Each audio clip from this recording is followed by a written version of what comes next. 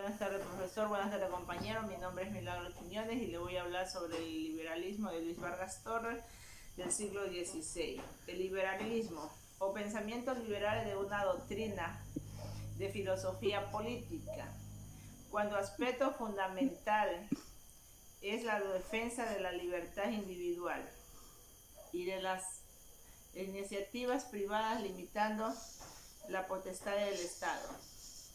Las ideas liberales que inspiraron la guerra de la independencia en los Estados Unidos y en la Revolución Francesa. La Declaración de los Derechos Humanos y del Ciudadano de 1789. De los derechos de los dos términos fundamentales sobre los cuales giran los planteamientos del liberalismo político. Las sociedades aristocráticas que se basaban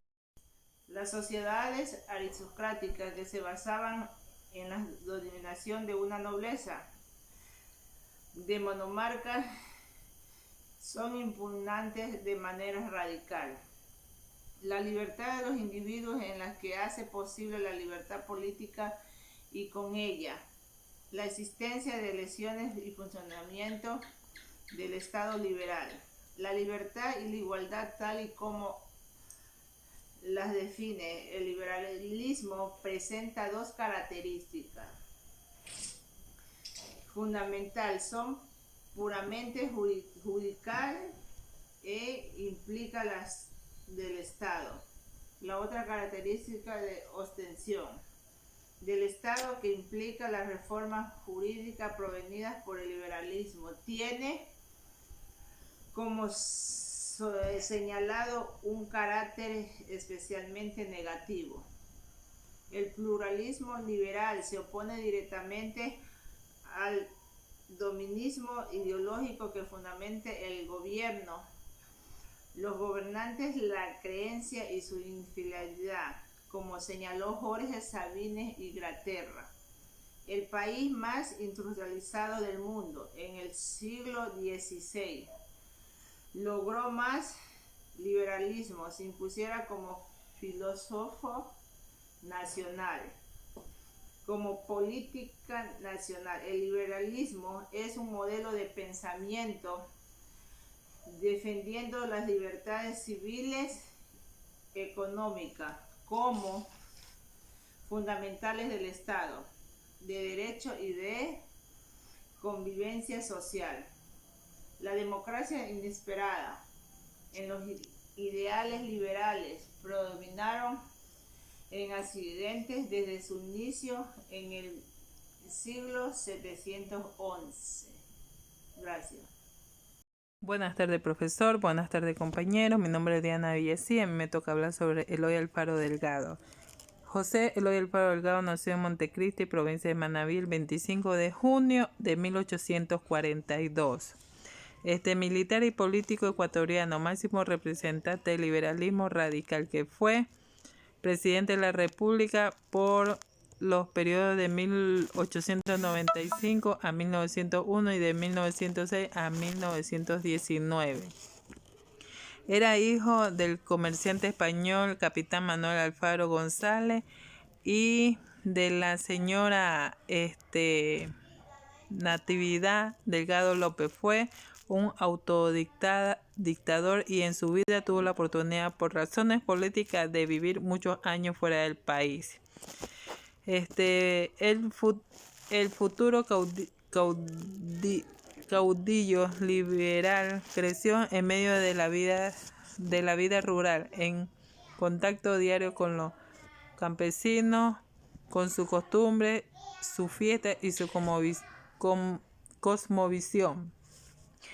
Desde joven demostró la capacidad de liderazgo. Se identificó como el liberalismo anticlerical, doctrina que se conoció posteriormente como el liberalismo radical ecuatoriano. Luchó contra el presidente García Moreno Borrego, Veintimilla Camaño, por lo que la tradición lo conoció como el viejo luchador o el general de la derrota. En 1864 participó en un pronunciamiento contra García Moreno. Logró salvarle la vida de la cárcel, pero tuvo que abandonar el país por Panamá. Allí emprendió varios negocios en lo que logró grandes éxitos.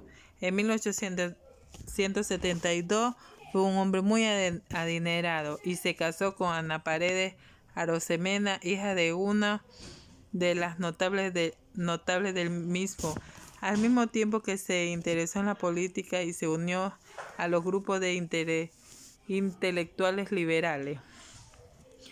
Estableció un Estado laico separado el poder político de la influencia eclesiástica y le dio principal atención a la educación, creando normales para formar nuevos profesionales con nueva mentalidad y actividad. Hizo una verdadera revolución educativa, creó nuevos colegios de la enorme prestigiosos como el Colegio Mejía en Quito, el Colegio Olmedo en Puerto Viejo, el Colegio Eloy Alfaro en Bahía Caraque, y de igual manera apoyó la equidad de generación y por primera vez nombró una mujer para un cargo público y creó una red de ferrocarril para unir todo el país.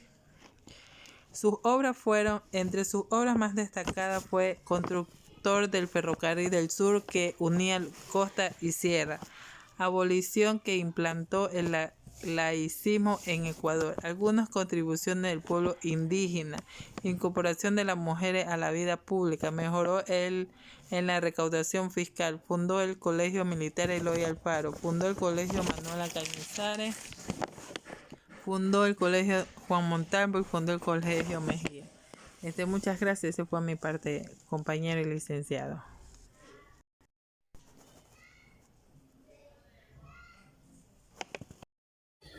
Buenos días, profesor, buenos compañeros. Mi nombre es García Castillo Byron Steven y mi tema que voy a dar a continuación es la fundamentación del pensamiento político liberalismo en el Ecuador y Latinoamérica. La emancipación de las colonias latinoamericanas fue un proceso que tuvo la influencia directa del liberalismo europeo, cuyo contenido ideológico formó parte primordial de la base que sirvió para organizar los estados. Los regímenes políticos, la construcción civil de esas jóvenes diversas en cada una de ellas, debido a que poseían necesidades de realidad y diferentes. En el tercero de estos artículos, Roberto Ureña, estudiante del primer liberalismo, el filón de la soberanía popular abrió un nuevo camino a la reflexión en el campo de la filosofía y política social. En sí estamos hablando del humanismo, que considera a la sociedad como el objeto del centro de toda acción política y económica. Y por parte de los radicales, los rojos, el radicalismo y los radicales en el Ecuador tuvieron como su objeto reflexionar el ser humano y como centro de acción y razones políticas transformaron la sociedad. Ese radicalismo ecuatoriano puso en práctica la acción del Estado para limitar el libre comercio internacional, colocándose de manera equivalente al liberalismo histórico, que se considera el mercado como un hecho natural sobre lo cual que se debía intervenir. Los radicales ecuatorianos fueron también los pioneros en visualizar el problema del inicio e iniciar el debate para responder a la realidad, y también colocaron en su hoja de ruta la organización artesanal. La Revolución Liberal del Ecuador fue un proceso transformista, político y económico dentro de la República del Ecuador. El 5 de junio de 1895 en la ciudad de Santiago de Guayaquil, con el desconocimiento del gobierno nacional por la parte de las autoridades locales, provocaron un enfrentamiento bélico entre los liberales, en su mayoría provenientes del litoral, y conservadores, cuyo bastión se ubicaba en las ciudades de la serranía, iniciando así la Guerra Civil Ecuatoriana, tras lo cual posteriormente fueron derrocados por el gobierno de sus sucesores, al García, e impusieron el gobierno de los liberales. Buenas tardes, profesor. En la siguiente diapositiva le vamos a presentar lo que es la carta de despedida a su madre, señora Delfina Torres. En lo siguiente dice que comprende muy bien, madre mía, que este es mi último adiós. Te hará sufrir mucho, muchísimo. Pero ¿cómo irme a la eternidad sin despedirme de los seres más queridos que tengo en este mundo? De ti, madre querida, de María de Esther, de Teresa y Delfinita. Ah, mucho sufrirás con mi partida. Yo también sufro con dejarte por allá libre, desaforecida de los hombres, y en unión de nuestro querido Clemente, te esperaré para darte el abrazo del que me privan aquí en la tierra los hombres inhumanos.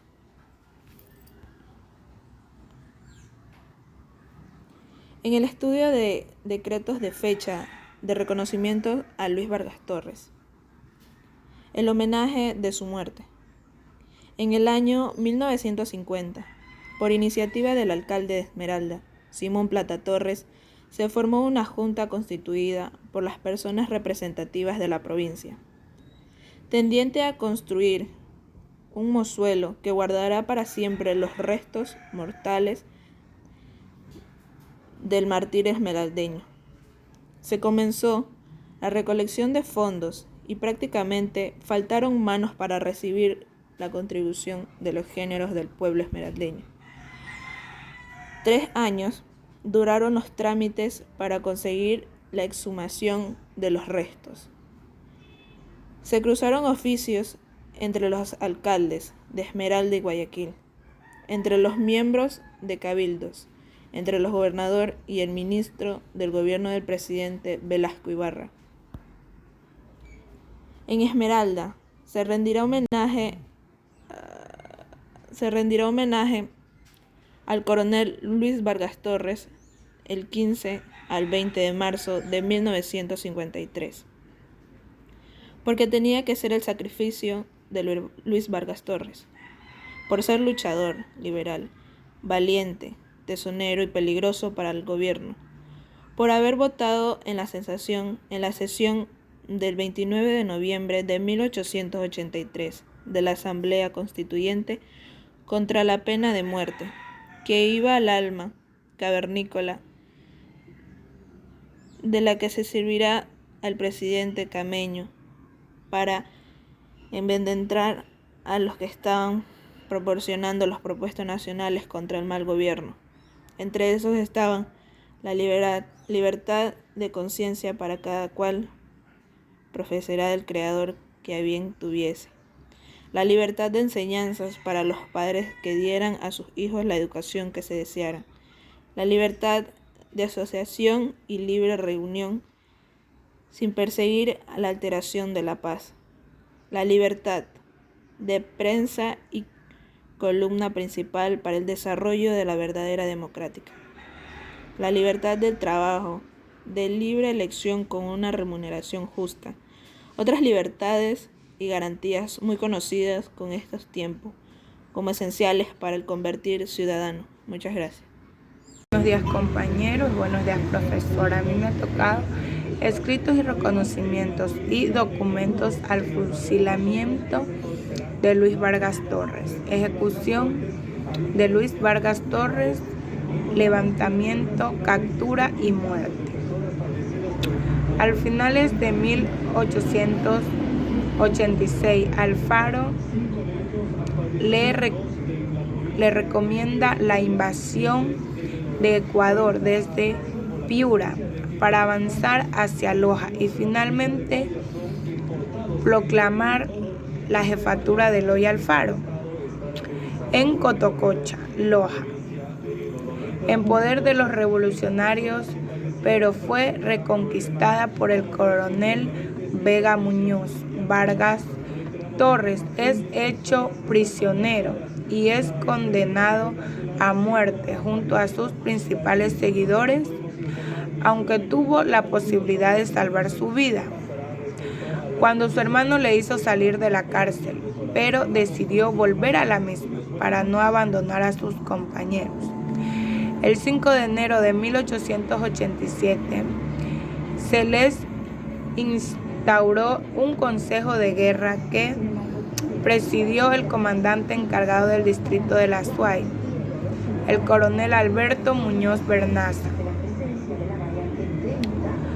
quien se parcializó, cometió infracciones y permitió toda clase de vejámenes contra los prisioneros encargados a su custodia. El asunto pasó a conocimiento del Consejo de Estado en Quito y el ministro de Guerra, José María Sarasti, abogado por la muerte de los prisioneros, pero el ministro fiscal, doctor Pablo Herrera, le contradijo. Y al final el Consejo se pronunció por comunidad a pasantes y a Piñeres, solamente que el presidente Cajamaño la amplió a Cabero y a Nevares el 2 de marzo.